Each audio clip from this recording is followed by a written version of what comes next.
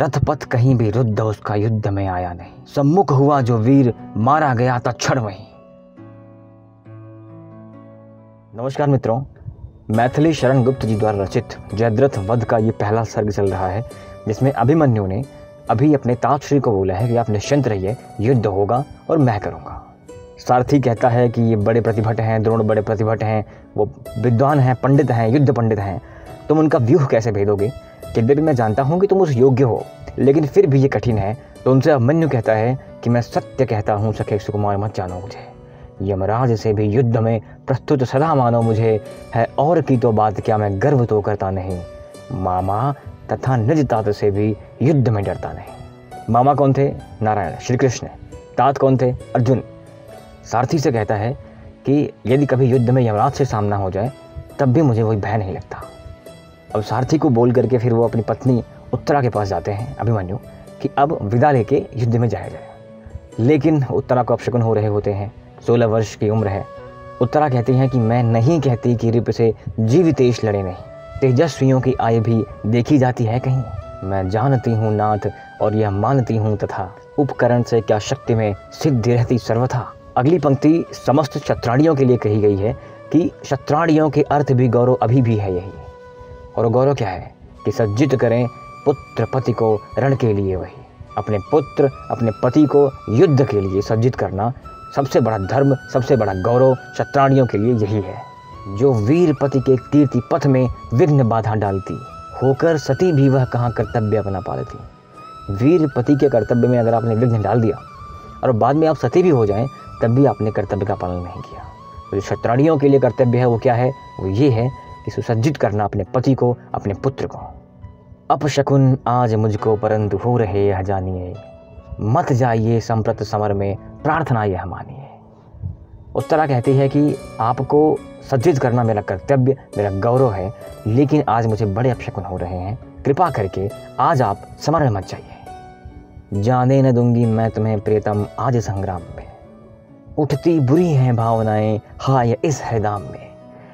कहती कि बड़ी बुरी भावनाएं आ रही हैं, इसलिए मैं आज आपको युद्ध में जाने नहीं दूंगी। फिर कहती हैं कि है आज कैसा दिन न जाने, देवगण अनुकूल हों, रक्षा करें प्रभु मार्ग में, जो शूल हों वो फूल हों। भगवान से कहते हैं कि हे प्रभु रक्षा करिए कि जो शूल हों, जो कांटे हों हमारे रास्ते में, वो फूल की तरह बिहेव करें। अगली पंक्ति में उत्तरा का प्रेम देखिए कि कुछ राजपाट न चाहिए पाऊं न मैं क्यों उत्तरा सही, है उत्तरा के धन रहो तुम उत्तरा के पास ही। कहती है कि उत्तरा के धन आज कहीं मत जाओ, मुझे कुछ राज्यपाट नहीं चाहिए। कहती हुई यो उत्तरा के नेत्र जल से भर गए, हिम के कणों से पूर्ण मानो हो गए पंकज नए। निज प्राणपति के स्कंद पर वह रख बदन वह सुंदरी, करने लगी प्रार्थना नाना प्रकार व्यथा भरी। कंधे पर सर रख के कहती हैं कि कृपया मत जाइए, और भी अनेकों प्रकार से व्यथा अपनी बताती रहती हैं कि ये अपशकुन हो रहा है, इसका ये अर्थ होता है। अपनी पत्नी को इस हाल में देख के अभिमन्यु से रहा नहीं जाता। वो समझाने का प्रयास करते हैं कि तुम ऐसे अधीर क्यों हो रही हो। जीवनमयी सुखदायिनी प्राणाधि के प्राण प्रिय। अभिमन्यु अपनी पत्नी के लिए संबोधन करते हैं कि जीवनमयी सुखदायिनी प्राणाधि के प्राण प्रिय, कातर तुम्हें क्या चित्त में इस भांति होना चाहिए। सोचो भला हो शांत, क्या योग्य है तुमको यही।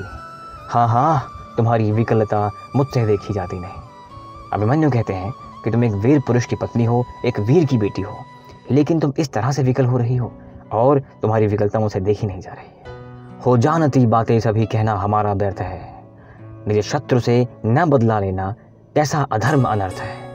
कहते हैं कि सब तो जानती हो तुम्हें मैं क्या समझाऊं। अभिमन्यु कहते हैं कि इतना अन्याय सहने के बाद, इतना अधर्म देखने के बाद भी अगर हमने इनका वध नहीं किया तो ये समस्त पृथ्वी के वीर हमसे क्या कहेंगे। लेकिन जिस पर हृदय का प्रेम होता है ना, उसके लिए हृदय में व्यग्रता होती है। एक छोटा सा एग्जाम्पल आप ले, आप घर से निकलते हो, आपके पेरेंट चिंता में रहते हैं कि सही सलामत आएगा, कब आएगा, आराम से जाना, ये सारी बातें।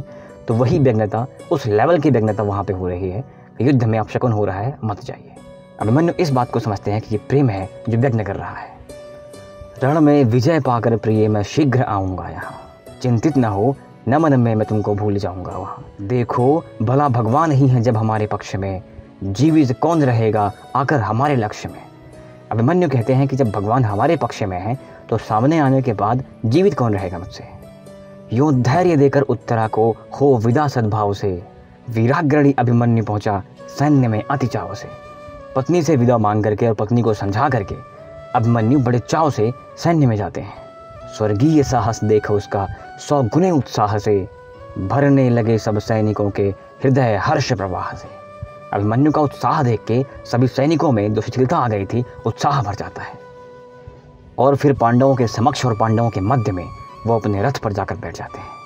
गुप्त जी लिखते हैं कि वाचक विचारो तो जरा उस समय की अद्भुत छटा, कैसी अलौकिक घेर रही है शूरवीरों की घटा। उस व्यूह में कितने शूरवीर और कितने महारथी थे। वो दृश्य देख करके एक सामान्य पुरुष की तो मृत्यु आ जाए। दुर्भेद्य चक्रव्यूह सम्मुख धार्तराष्ट्र रचे खड़े और अभिमन्यु उसको भेदने को हो रहे आतुर पड़े। चक्रव्यूह के सामने धृतराष्ट्र के पुत्र खड़े हैं। तत्काल ही दोनों दलों में युद्ध भीषण हो गया। प्रत्येक पल में वीरगण भूमि पर सोने लगा। युद्ध होते ही हर एक क्षण कोई न कोई मर रहा है। रोने लगी मानो दिशाएं हो पूर्ण रण घोष से, करने लगे आघात सम्मुख शूर सैनिक रोष से, कि जो सैनिक हैं वो रुद्ध और क्रुद्ध होकर युद्ध कर रहे हैं। इस युद्ध में सौभद्र ने जो की प्रदर्शित वीरता। सौभद्र मतलब अभिमन्यु, सुभद्रा का पुत्र। गुप्त जी लिखते हैं कि अभिमन्यु जिस वेग से वाण चला रहे थे कि ये वेग सिर्फ उन्हें दिख रहा था जिनकी मृत्यु हो रही थी। शर खींच कर उसने तूण से कब किधर संधाना उन्हें, बस विद्ध होकर बस विपक्षी वृंद ने जाना उन्हें। जिनको लग रहा है वो समझ रहे हैं कि अरे बाण कहाँ से आया। कोदंड कुंडल तुल्य ही बस उसको वहां देखा गया। अविराम रण करता हुआ वह राम सा लिखा गया। जिस तरह से युद्ध कौशल है उसका, उसकी तुलना यहाँ गुप्त जी भगवान श्री राम से कर रहे हैं। कटने लगे अनगित भटों के रंड मुंड जहां तहां, केवल कलाई ही किसी की कौतूहल वश काट दी। क्षण मात्र में ही अरिगणों से भूमि उसने पाट दी। उस काल जिस जिस ओर वह संग्राम करने को गया, भागते हुए अरिवृंद से मैदान खाली हो गया। जिधर मुड़ा मैदान साफ, मैदान खाली, लोग भाग रहे हैं कि ये कौन सा युद्ध आ गया। रथपथ कहीं भी रुद्ध उसका युद्ध में आया नहीं। सम्मुख हुआ जो वीर मारा गया तत्क्षण वहीं, उसके सामने जो कोई भी आया तत्क्षण तुरंत उसका वध हो गया। अभिमन्यु का पराक्रम एक देव पराक्रम था।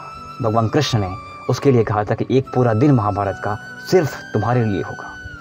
वो महापराक्रमी बालक युद्ध कर रहा है, अभी तक प्रवेश द्वार तक पहुंचने वाला है। कल देखते हैं कि अभिमन्यु प्रवेश कैसे करता है, एंट्री कैसे होती है और प्रवेश करने के बाद उन महाभट महारथियों से कैसे घिर जाता है और किस अन्याय से वो लोग उससे युद्ध कर रहे हैं। मिलते हैं कल।